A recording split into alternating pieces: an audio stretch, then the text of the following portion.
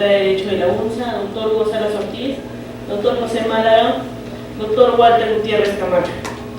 El día de hoy vamos a dar inicio a la charla titulada Autonomía Universitaria, Ley Universitaria y su Inconstitucionalidad, a cargo del doctor Walter Gutiérrez Camacho, ex decano del Colegio de Abogados de Lima y director de la revista Gaceta Jurídica. A continuación, las palabras del doctor Alberto Indacochea, quien va a dar inicio a esta exposición.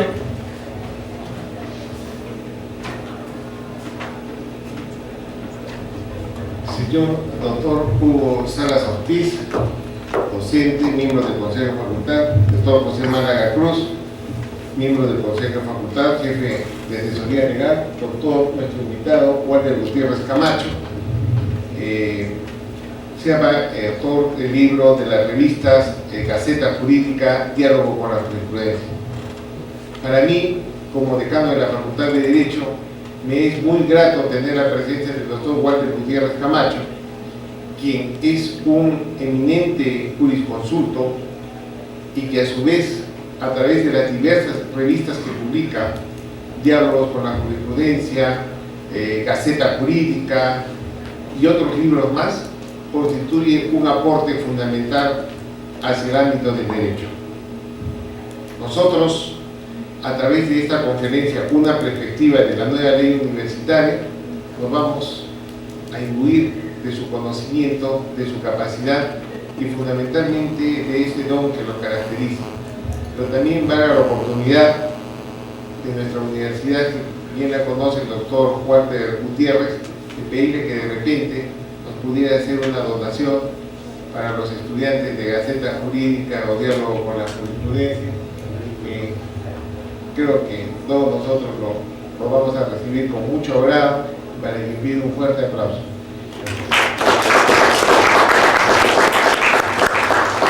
Muchas gracias y doy por inaugurada esta conferencia sobre autonomía universitaria, ley universitaria y su constitucionalidad.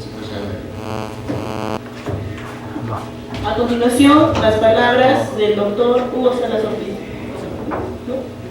Ya. Entonces, pasamos a recibir con fuertes aplausos al doctor Walter Gutiérrez Camacho.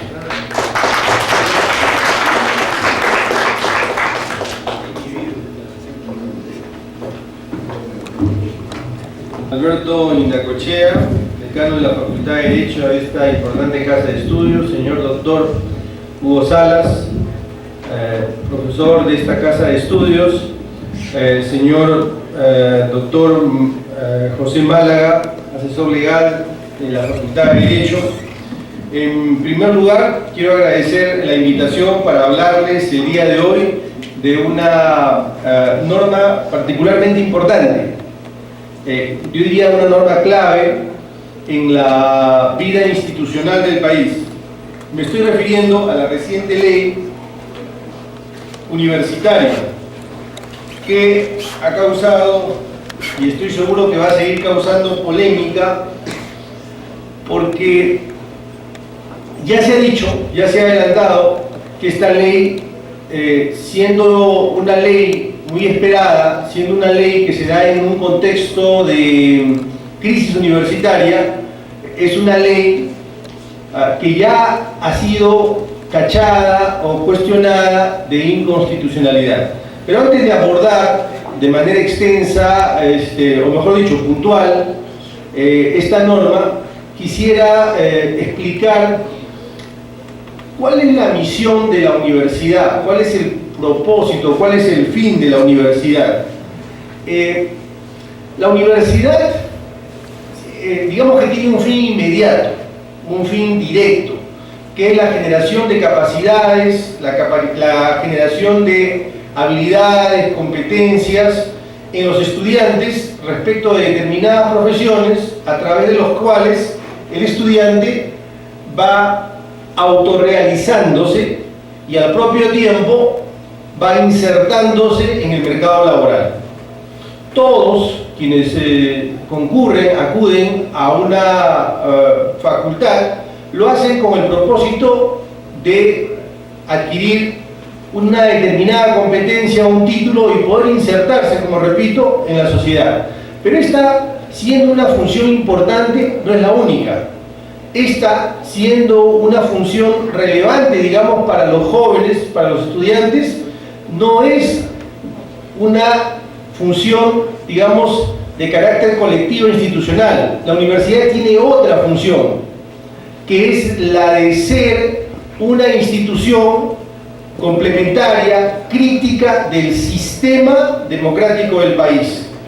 Y precisamente por eso es que la universidad y la autonomía universitaria es considerada como una garantía institucional, del mismo calado, de la misma envergadura que la libertad de la libertad de expresión, de la misma envergadura que la libertad, que la autonomía que tienen los gobiernos locales, los gobiernos regionales, e incluso de la misma estirpe que la autonomía del Poder Judicial. ¿Por qué es que la autonomía universitaria es tan importante? ¿Por qué es un derecho reforzado? ¿Por qué no solo es un derecho subjetivo?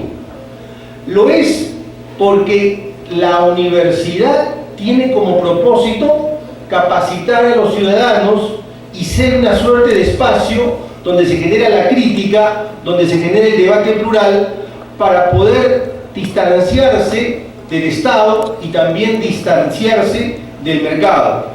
La universidad resulta siendo una suerte de contrapoder, porque es el lugar donde los jóvenes se van formando, van siendo ciudadanos que conocen sus derechos, van generando capacidades y habilidades que les permiten mirar de un modo mucho más crítico la sociedad, el Estado y el mercado. Si una frase puede resumir lo que es la universidad en ese aspecto, es que la universidad es un contrapoder. Pero esa autonomía universitaria, la autonomía universitaria por eso está garantizada como una suerte de derecho fortalecido, de derecho preferente, por encima incluso de otros derechos. En consecuencia, no se puede afectar, no se puede lesionar la autonomía universitaria, porque, como repito, es una suerte de espacio libre donde se van generando ciudadanos. Se acaba de dar una ley, y qué duda cabe que era importante que se dé una ley universitaria. La última ley tiene 30 años. 30 años, hace 30 años no había internet, hace 30 años no había caído el muro de Berlín, hace 30 años no existía, no hablábamos de globalización. Entonces esa ley respondía a una realidad, respondía a una mirada, a una perspectiva, a un modelo educativo completamente desfasado. Desde luego que es importante que se dé una nueva ley universitaria. El problema con la actual ley universitaria, que dicho sea de paso tiene aspectos positivos, tiene aspectos importantes, es que no es una ley suficientemente consensuada. Déjenme decirles que las leyes no pueden ser vistas como simples textos, como simples clausulados o artículos. Una ley no es eso. Esa visión de la ley es una visión demasiado plana, demasiado chata de lo que es una ley. Si nosotros miramos una ley simplemente por el conjunto de sus artículos, entonces tenemos una visión muy pobre de la ley. La ley fundamentalmente es un proceso. Para que una ley tenga vida y se aplique, tiene que hacer carne en sus actores: estudiantes, profesores, Estado, mercado. Y precisamente por eso, y más aún en este tipo de leyes, era fundamental generar consensos. Era indispensable que se vayan generando consensos de todos aquellos quienes van a ser afectados y todos aquellos que van a ser actores en esta ley. Bueno, esta ley no se ha generado con un consenso. Esta ley parece que tiene ganadores y perdedores. Esta ley se ha aprobado con apenas 50 y tantos votos, que es cerca del 40 y pico % del Congreso, lo cual nos hace suponer a más de uno que cuando cambie la correlación de fuerzas en el Congreso, de repente esta ley cambiará. Y entonces, ¿qué habrá sucedido con las universidades? ¿Qué habrá sucedido con los estudiantes. Si de una ley pasamos a otra ley. Esta es la razón por la cual leyes de esta importancia tienen que ser leyes que generen consenso. Con esto no quiero decir que esté mal que se haya impulsado una ley universitaria. Yo no estoy convencido que era urgente una ley universitaria, porque en muchas universidades la educación es una estafa, porque en muchas universidades no hay estándares de calidad, porque en muchas universidades la innovación simplemente brilla por su ausencia, porque en muchas universidades sencillamente no hay innovación, investigación. Claro que era importante dar una ley universitaria, y por supuesto que esta ley tiene méritos y tiene virtudes.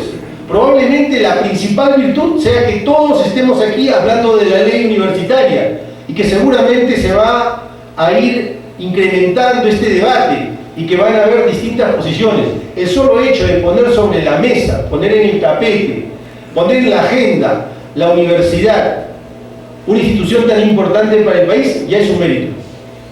Desde luego, otro mérito es que el Estado haya recuperado o intente recuperar su rol regulador en la educación superior, porque la educación superior, y esta es otra cosa que aloja, que recoge la ley, la educación superior es un servicio público básico, y además es un servicio público básico, es un derecho fundamental que conecta con otros derechos, que se vincula a otros derechos, que si no se logra concretar ese derecho fundamental, otros derechos claudican también y no se concretan.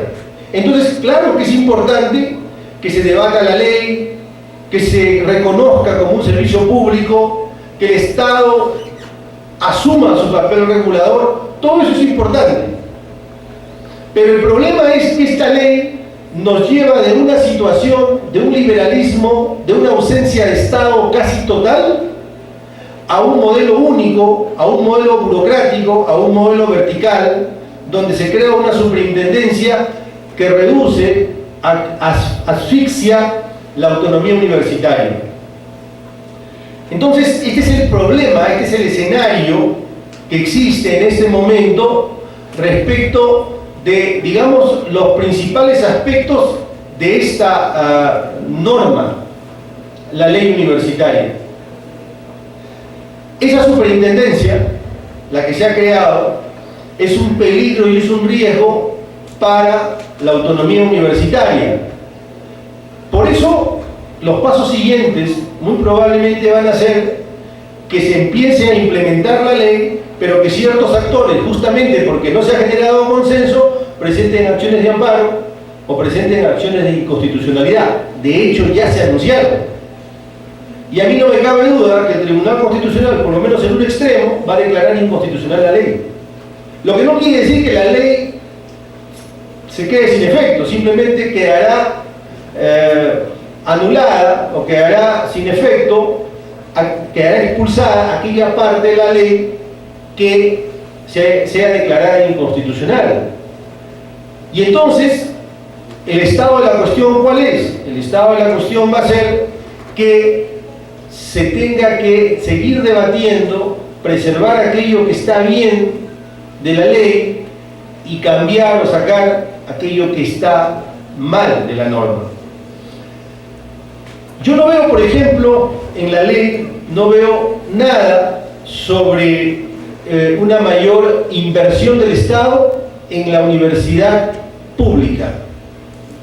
Una universidad pública, fuerte, laica, independiente, es fundamental si se quiere cumplir el rol que tiene que cumplir la universidad de generar ciudadanía, de generar ciudadanos informados, capacitados, profesionales, que tengan una mirada crítica.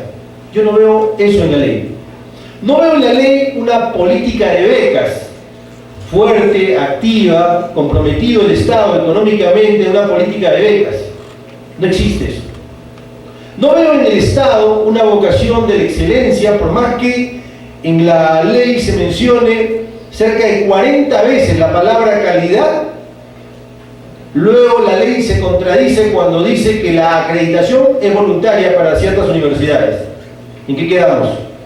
Sí, la calidad es fundamental, sí, la calidad es uno de los motivos de la ley, como es así que la acreditación puede ser voluntaria, nada menos que para ciertas universidades particulares.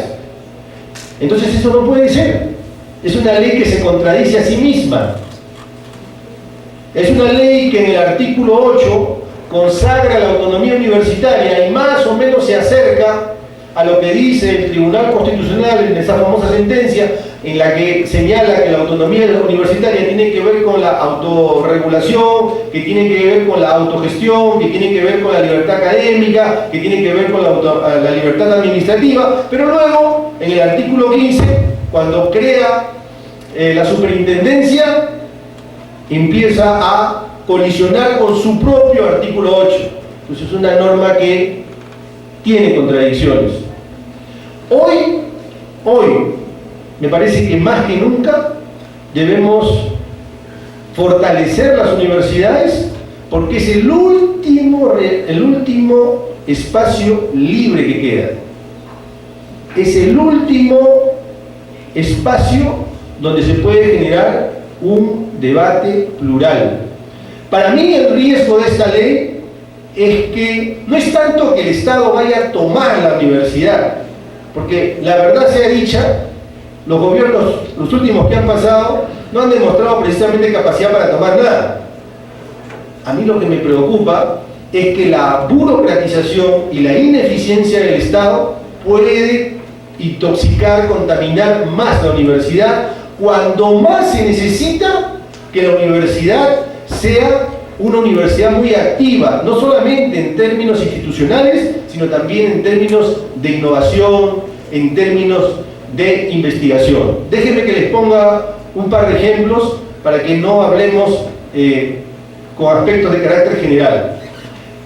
Más o menos en la década del 60, la Universidad de la Florida, los profesores de la Universidad de la Florida inventaron el Gatorade. Estoy seguro que todos ustedes saben que el Gatorade es esa bebida rehidratante que toman los deportistas.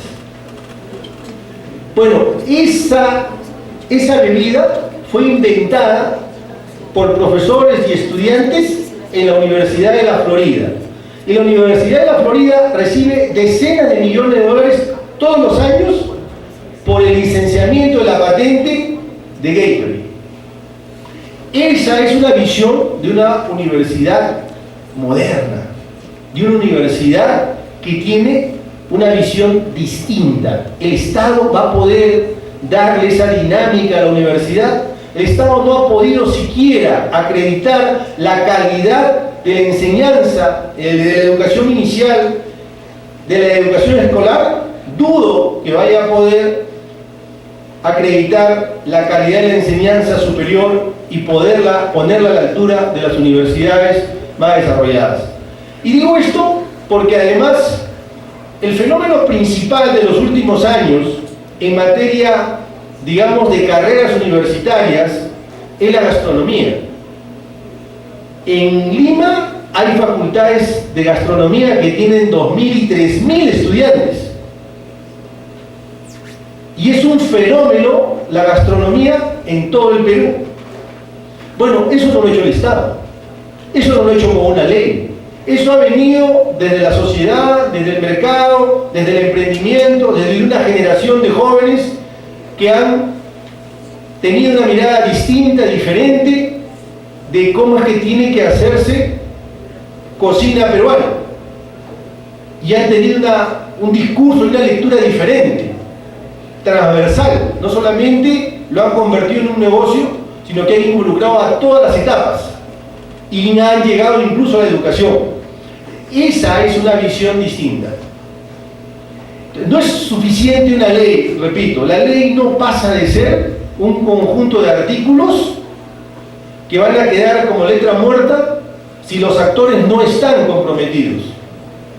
Por eso yo estoy convencido que si algo ha traído de importante la ley es que se vuelva a poner el tema en la agenda. es que el tema de la universidad, el fin de la universidad, el propósito de la universidad, nuevamente esté en el debate. Y sobre todo, la modernización de la universidad. Y quiero concluir con dos cosas, con dos puntos. El primero, hoy la lucha por la universidad, la lucha por la libertad universitaria también es la lucha, y este es otro de mis temores, por evitar que en vez de estudiantes tengamos clientes. La lucha por la libertad universitaria hoy es la lucha por que no se mercantilice la educación. Porque si la educación solo va a ser para quienes tienen dinero, si la educación va a ser como una corbata, entonces todo está perdido. Va a haber un solo pensamiento, un solo modelo, una sola idea. Y ese no es el fin ni el propósito de la universidad. El propósito de la universidad es que haya pensamientos alternativos, pensamientos críticos, distanciados de todo poder, del poder estatal y del poder de las empresas. Y eso tiene que compaginarse con la excelencia académica, con la excelencia profesional. Esa es una lucha de esta hora. Ese es un concepto que tiene que inocularse en los jóvenes para que tengan una mirada distinta, para que tengan una mirada diferente cuando vayan a insertarse en la sociedad. Y una última cuestión. La última cuestión que quiero decirle al decano es que de todas maneras nosotros gustosos le vamos a hacer la oración que nos ha pedido. Muchas gracias.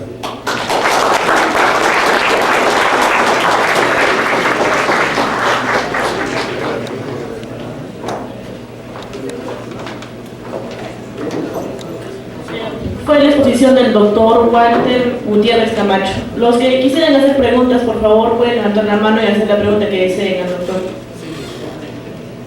¿Preguntas?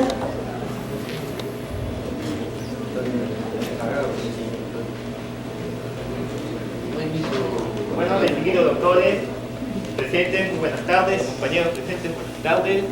Y mi pregunta básicamente es, a lo que vinimos acá fue justamente para conocer cuáles son los aspectos inconstitucionales de la ley universitaria, que es lo que creo que ha obviado el doctor en decirnos. Pero claro, es lo que me gustaría saber, ¿cuál es el aspecto inconstitucional de la ley universitaria? Y adicionalmente a eso, quiero preguntarle al doctor, ¿usted en qué está de acuerdo con nuestra nueva ley universitaria? Doctor.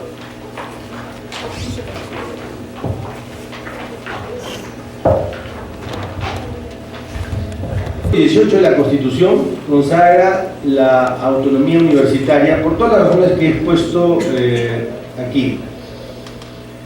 Y el artículo 15 de la ley violenta la autonomía universitaria. Yo no veo ninguna razón por la cual la superintendencia deba decir qué tiene que estudiar usted.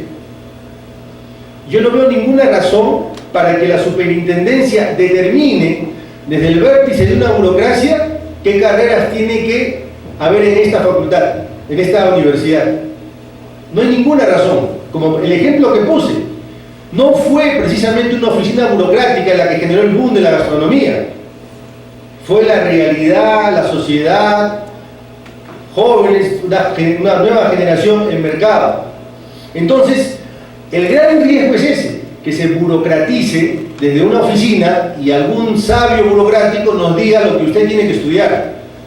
Y eso no lo podemos aceptar, porque si le van a decir lo que usted tiene que estudiar, entonces el conocimiento que usted va a adquirir es un conocimiento sesgado. Tiene que haber libertad respecto a la temática que se va a estudiar, al conocimiento. Por eso es que también existe la libertad de cátedra. Este es un aspecto muy puntual que no puede permitirse porque es el corazón de la universidad, la autonomía universitaria y esa vocación, como digo, vertical que tiene la superintendencia. Otro aspecto que me parece fundamental es que si la universidad va a ser ese espacio crítico, ese espacio que va a cuestionar los poderes constituidos, como puede ser, por ejemplo, la libertad de expresión. La libertad de expresión, la libertad de prensa, tiene como propósito también ser un contrapoder. ¿A alguien se le ha ocurrido ponerle una superintendencia a los medios de comunicación? No. Entonces, esa función que cumple la universidad no puede tener un comisario. Ese es otro aspecto fundamental. Pero esto que estoy señalando, de modo alguno puede hacerles ver a ustedes o creer que yo piense que este es el mundo, este es el paraíso y que todo está bien. ¿Qué duda cabe que hay una severísima crisis universitaria y que el modelo actual del liberalismo total ha fracasado? Y que muchas facultades y muchas universidades son universidades de opereta, que solo son universidades de nombre y donde prácticamente se estafa a los muchachos. Entonces, ¿era necesaria una ley universitaria? Sí, y por supuesto que sí. ¿Tiene virtudes esta ley? Muchas. El hecho de que se subraye que la educación es un servicio público básico es un mérito. Porque hasta no hace mucho se decía, no, la educación no es un servicio público. Ese era el punto. Y esta ley lo recoge literalmente y dice que la educación es un servicio público básico, lo cual quiere decir que no es cualquier servicio público. Lo que quiere decir que está vinculado a otros derechos y que como tal el Estado tiene la obligación de regularla, la obligación de controlarla, pero no de asfixiarla. Le voy a poner un ejemplo de cómo debe regular el Estado, las universidades.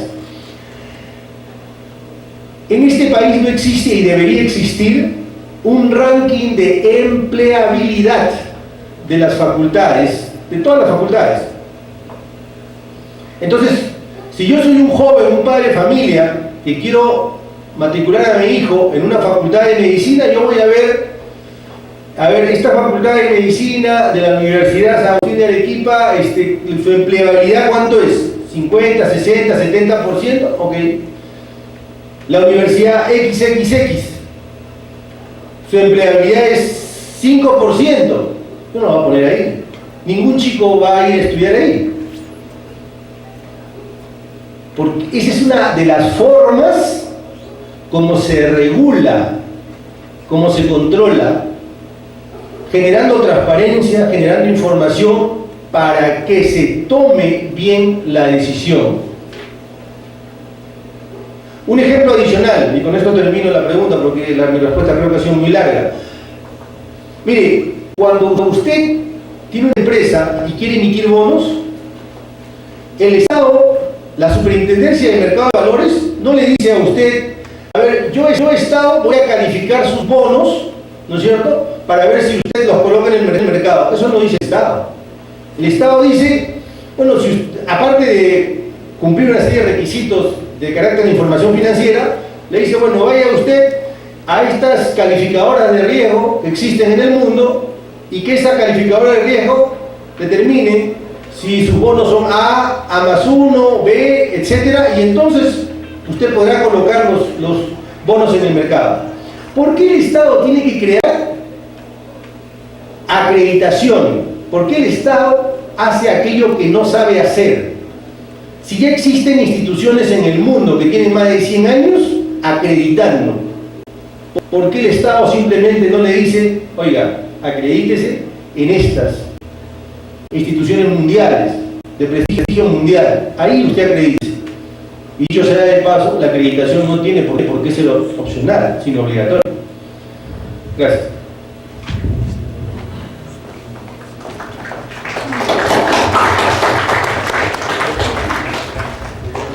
¿Alguna otra pregunta, chicos? Eso. Muy buenos días, doctor. Buenos días, señor. Cano, buenos días a todos los presentes, buenos días compañeros. Doctor, yo le quería hacer una precisión justamente de lo que usted decía sobre el tema de acreditación.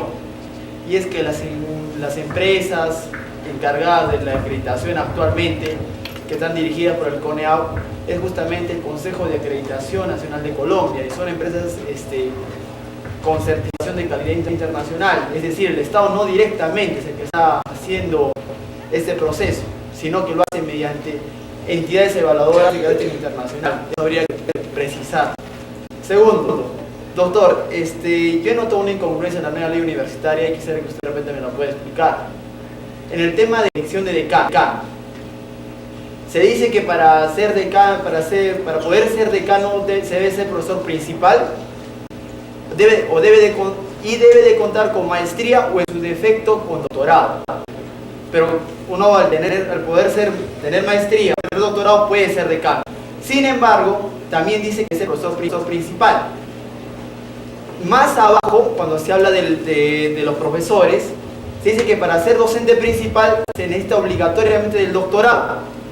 Entonces ahí estaríamos frente a una incongruencia, que no sé más bien cómo se podría compatibilizar o es un defecto, es un defecto de la ley.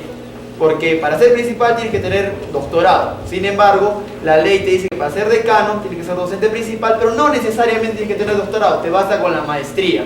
Eso quisiera que usted por favor nos lo explique.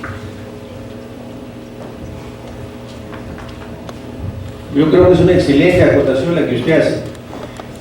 Sobre ese punto, yo la verdad me voy a declarar inocente porque yo no tengo responsabilidad sobre eso, y más bien los congresistas han revelado que tienen un gran desconocimiento de la técnica legislativa.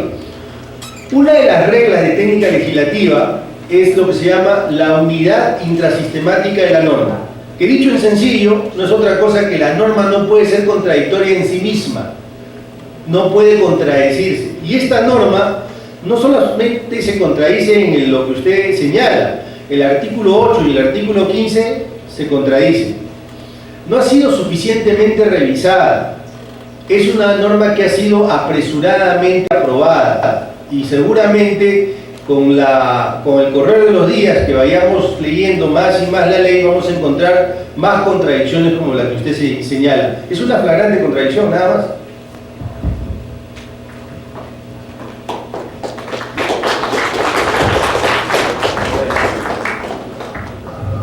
Bueno chicos, eso es todo por esta tarde. Agradecemos la presencia del doctor Walter Gutiérrez Camacho por habernos brindado una visión más clara de lo que es la ley universitaria, porque supongo que a todos nos han aclarado el panorama de lo que viene a ser la ley. Agradecemos su presencia.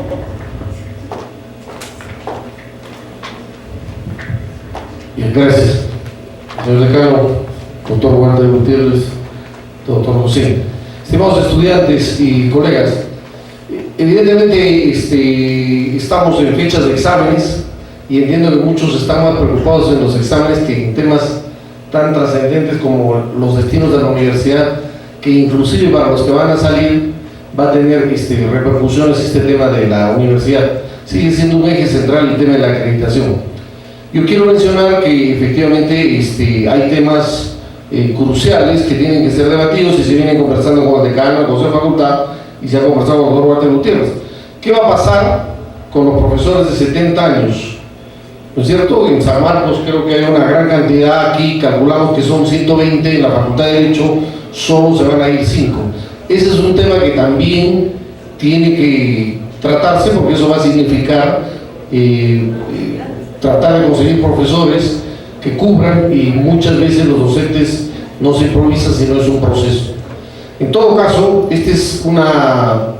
yo quiero agradecerle personalmente al doctor Walter Gutiérrez que él, de su tiempo, ha destinado un espacio para poder conversar sobre un tema tan trascendente, y lo estamos comprometiendo y hemos conversado para hacer un evento, entiendo yo, para agosto, quizá después de las fiestas de Arequipa, con presencia de algunas otras personalidades, inclusive el doctor Enrique Bernales, que está escribiendo sobre el tema.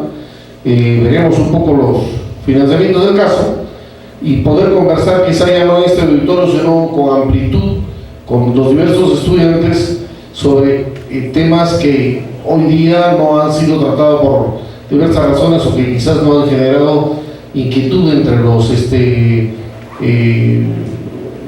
alumnos o profesores, ¿no? Un tema preocupante es la jubilación de 70, porque hay, como ustedes saben, sentencias del Tribunal Constitucional. Yo podría estar de acuerdo. Se llaman profesores extraordinarios y que se puede hacer en algunos casos la posibilidad de recontratar a algunos profesores, como se hace en las universidades. Hay otros temas que quizás no se han mencionado, son cuáles son, digamos, las ventajas que tendría esta norma en algunos aspectos, como puede ser, en mi opinión personal, la elección universal, temas. Se tiene que constituir una comisión para el estatuto de la universidad. Entonces, estos temas que queden pendientes, sé que hasta después de fiestas patrias siguen preocupados, ¿no?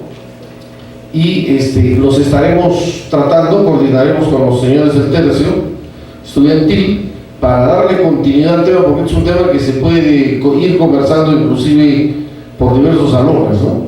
Y yo solamente quiero hacerle una pregunta que me parece importante, algunos aspectos positivos, entre comillas, aparte de la inconstitucionalidad de la ley por este tema de la relación de la autonomía, que seguramente va a merecer acciones de inconstitucionalidad, ¿no? Como ya se viene anunciando. ¿Cuáles son algunos aspectos positivos de repente? Bueno, en líneas generales, yo he mencionado algunos aspectos positivos. Digamos, lo macro sería el hecho de que ahora la educación superior universitaria es considerada un servicio público básico. Esto pareciera ser simplemente una cuestión declarativa. No, señor. No, porque esto obliga a que el Estado recupere su rol regulador, que era lo que había abandonado. Por lo tanto, este es el otro aspecto positivo, Hugo, que el Estado asuma un control. Desde luego, el gran debate cuando se habla de servicios públicos básicos es hasta dónde regule el Estado. Ese es el gran debate, y por eso es que hay tanta controversia. En ese sentido, yo creo que haber declarado servicio público básico, que el Estado recupere su rol regulador, son cuestiones positivas. Y en lo puntual, me parece que su declaración o su vocación por la excelencia, por la calidad educativa, que como dije está salpicada a lo largo de toda la ley, hay más de 40 veces se repite la palabra calidad, es un fin o un objetivo encomiable de la ley. El problema es que la propia ley claudica y no señala que la acreditación, que es la manera de plasmar la calidad, sea obligatoria, no solamente voluntaria para algunas universidades. Entonces, como ya aquí uno de los alumnos ha señalado, la ley tiene contradicciones, y yo me temo que esas contradicciones se deben a lo apresurado con lo que ha salido la ley y la ausencia de un consenso que originariamente debió tener. Ahora, la ley también tiene una visión, me parece que contradictoria en otro aspecto. Por un lado, pareciera tener el deseo o la vocación de fortalecer la universidad pública, pero no es fácil identificar los elementos claves del fortalecimiento de la universidad pública, y al mismo tiempo mantiene el concepto de educación como mercancía.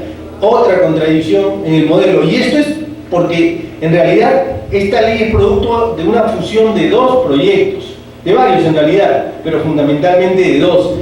Entonces, ¿que era necesaria un mayor debate? Sí. ¿Que era indispensable un mayor consenso? Desde luego. ¿Que la vigencia de la ley puede ser precaria? Me temo que sí, puede ser precaria. Y puede ser precaria justamente porque no ha habido consenso. En el futuro, si cambia la correlación de fuerzas en el Parlamento, esta ley puede ser derogada en todo o en parte. Y entonces habremos perdido mucho tiempo. Con todo, creo que debemos ser optimistas. porque el tema está sobre la mesa y estoy convencido que poco a poco las universidades se van a ir involucrando, comprometiendo más en el tema y generando aportes para una mejor ley universitaria. Gracias.